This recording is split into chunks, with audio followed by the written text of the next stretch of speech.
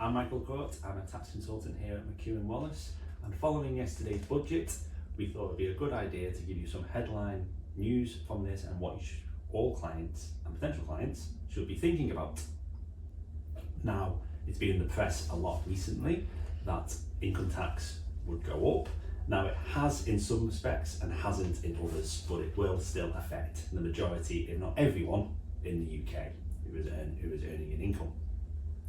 The tax thresholds for the current year are currently frozen. They have been frozen since 2021. They were due to be frozen until 2028, but these have been now extended by the Chancellor until 2031. This will essentially mean, as per the Office of Budget Responsibility, that this will raise an additional £23.5 billion in income tax by the end of 2031. This will bring a lot more people into the tax net. It will push a lot more people into higher rate tax, and it will also push more people into additional rate tax. This has all been done without touching the headline rate of income tax. As I said before, this has been frozen since 2021, and the numbers are quite astonishing, whereby it's predicted over the course of the decade it would raise an additional £184 billion for the government, which is an unbelievable amount of income tax without actually touching the rate.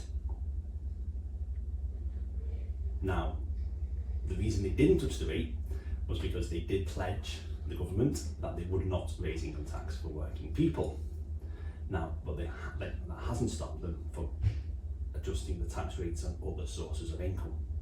So for April 26, the rate on dividend income will increase for basic rate from 8.75% to 10.75%, and for higher rate from 33.75% to 35.75%. The additional rate is not being changed on dividend income, which is still 39.75%, but this will mean that for owner-managed businesses, people with limited companies, they really have to look at their profit extraction policy and see whether, okay, should we take more dividends out before April? What's the plan post-April? Do we want to look at maybe going on to salary? What's the rate of corporation tax we're paying on the company profits? At the end of the day, this will all depend on the situation for the individual, the company, and there may not be one fixed solution for everybody.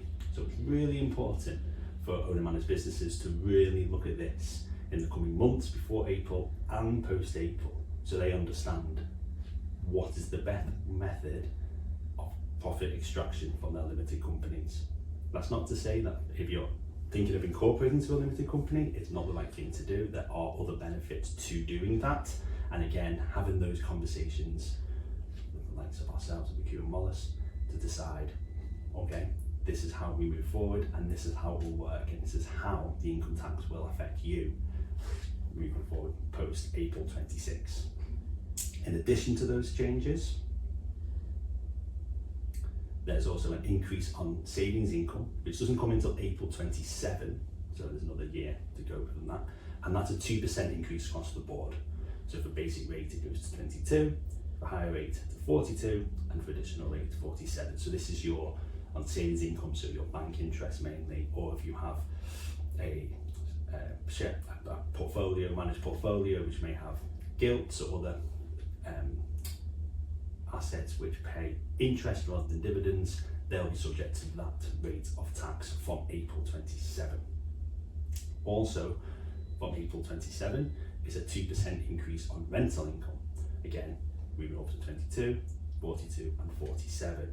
So anyone with property being rented out, residential or commercial, that's the new rate of income tax, again from April 27.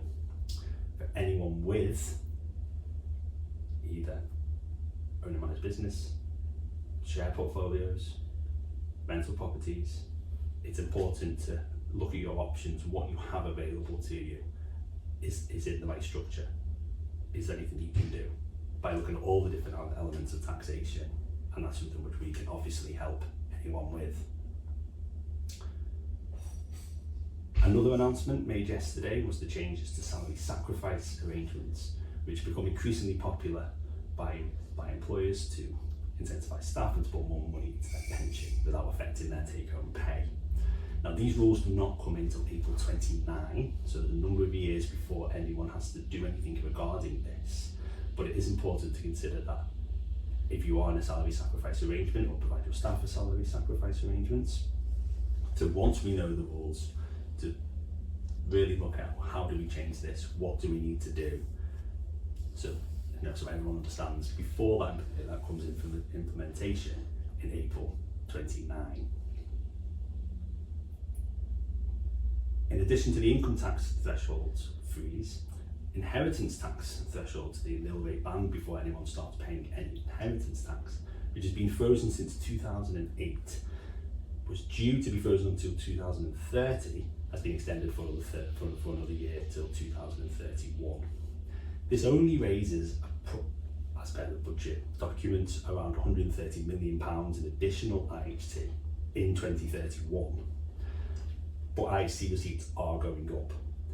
The OBR predicts that for the current tax year, IHT will raise around £9.1 billion. But when you compare it to income tax, it pales in significance, where income tax will raise around £330 billion in this current tax year. So IHT is very important for a number of clients, but it is quite a small number when you look at the total revenue raised by taxation in the country. In terms of income tax,